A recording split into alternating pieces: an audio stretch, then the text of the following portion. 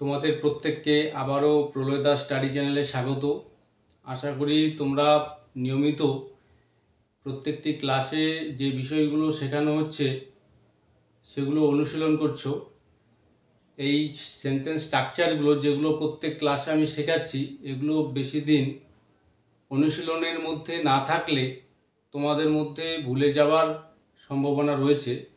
তো প্রত্যেকটা ক্লাসে যে সেন্টেন্স স্ট্রাকচারগুলো আমি শেখাচ্ছি তোমরা চেষ্টা করবে সেগুলোকে নোট করে রাখার।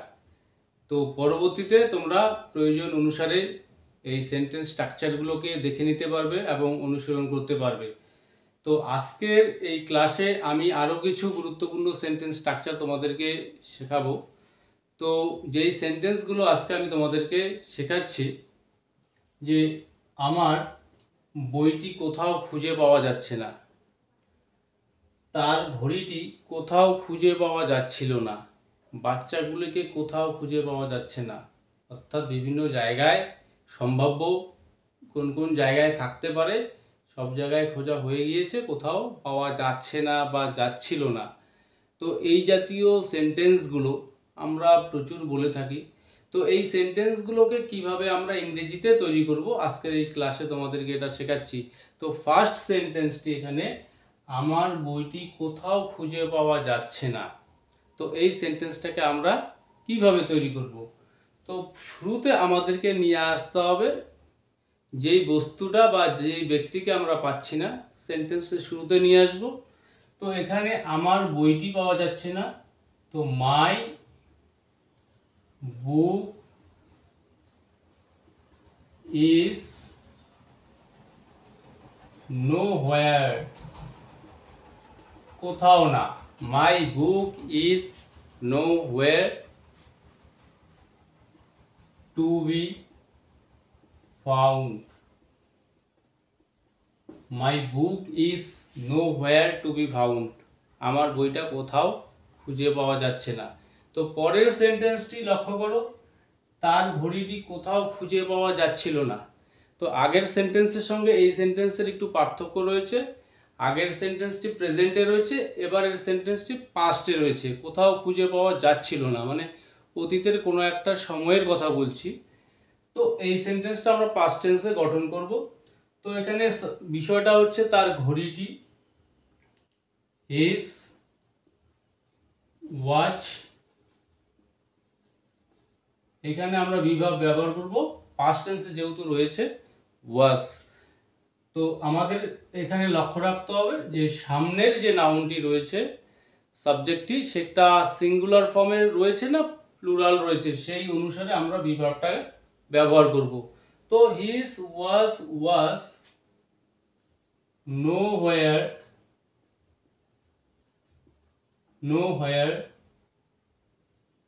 টু বি ফাউন্ড, তার ঘড়িটি কোথাও খুঁজে পাওয়া যাচ্ছিল না। His was nowhere to be found. তো থার্ড সেন্টেন্সটি এখানে রয়েছে, বাচ্চাগুলিকে কোথাও খুঁজে পাওয়া যাচ্ছে না, বাচ্চাগুলিকে। তো এখানে একের বেশি বাচ্চা, তো এখানে the children,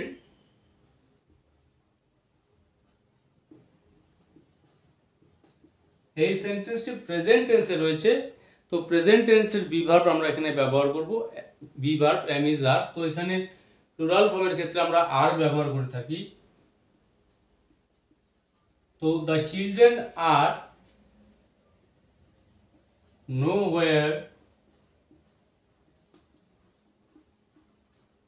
two be found. The children are nowhere to be found, বাচ্চাগুলোকে কোথাও খুঁজে পাওয়া যাচ্ছে না। অর্থাৎ বিভিন্ন জায়গায় খুঁজেছি, কোথাও খুঁজে পাওয়া যাচ্ছে না। তো এই স্ট্রাকচারটাকে দিয়ে তোমরা এই রকম সেন্টেন্সগুলোকে তৈরি করতে পারবে। তো আরেকটি সেন্টেন্স স্ট্রাকচার তোমাদেরকে দেখাচ্ছি।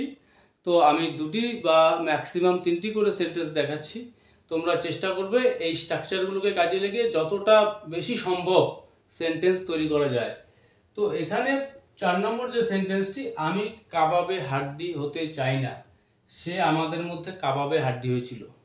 খুব জনপ্রিয় সেন্টেন্স এটি। বিভিন্ন সময় বিভিন্ন সিনেমায় সিরিয়ালে বিশেষ করে এই কথাটি শুনতে পাওয়া যায় যে আমি তোমাদের মধ্যে কাবাবে হাড্ডি হতে চাই না, অর্থাৎ তোমরা খুব একটা ভালো অবস্থার মধ্যে আছো বা সময় কাটাচ্ছ দুজনে মিলে, সেখানে আমার থাকাটা ঠিক না। তো এই রকম সিচুয়েশনে এই সেন্টেন্সগুলোকে আমরা বলে থাকি। তো আমি কাবাবে হাড্ডি হতে চাই না, এই সেন্টেন্সটাকে আমরা কিভাবে বলবো? তো এই সেন্টেন্সটা প্রেজেন্ট টেন্সে রয়েছে, প্রেজেন্ট ইনডিফিনিট টেন্সে। তো negative sentence, I don't want to, কি আমি চাই না হতে, এখানে ভার্ব হচ্ছে হওয়া। I don't want to become a third wheel. I don't want to become a third wheel.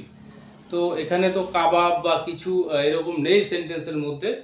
তো বিষয়টা মনে রাখতে হবে, ইংরেজি শিখতে হলে সব কথা সরাসরি ট্রান্সলেট করে হয় না, অর্থাৎ এই সেন্টেন্সটার মধ্য দিয়ে কি ভাব প্রকাশ করতে চেয়েছে সেটা বুঝতে হবে। অর্থাৎ সব সময় সব ক্ষেত্রে সরাসরি ট্রান্সলেশন করে ইংরেজি শেখা যায় না বা ইংরেজি করা যায় না। তো সেন্টেন্সের মধ্যে যেই ভার্বটা প্রকাশ পেয়েছে সেটাকে বুঝতে হবে। I don't want to become a third wheel, অর্থাৎ তোমরা দুজন আছো এখানে, ভালো সময় কাটাচ্ছ, মাঝখানে আমি আরেকজন তৃতীয় ব্যক্তি। তো I don't want to become a third wheel, এভাবে সেন্টেন্সটাকে বলা হয়। তো নেক্সট, সে আমাদের মধ্যে কাবাবে হাড্ডি হয়েছিল।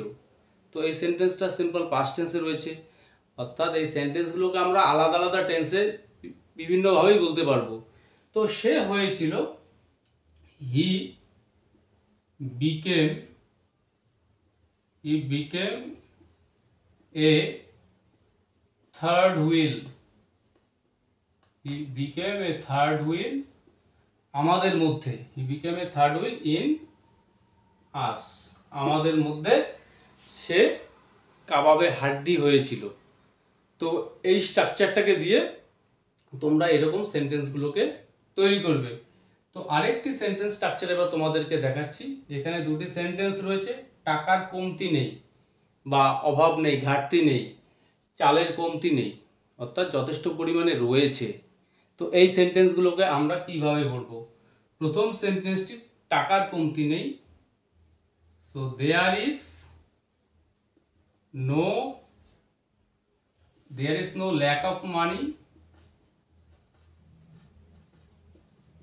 অথবা এই ল্যাক অফের পরিবর্তে আমরা বলতে পারি there is no shortage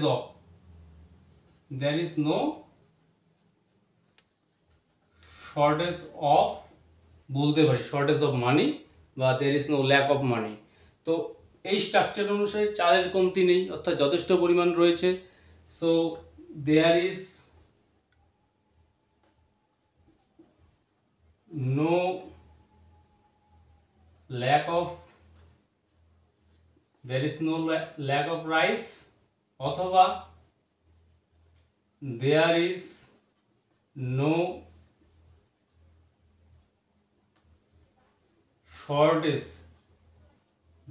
no shortage of rice, চালের কোনো কমতি নেই বা ঘাটতি নেই।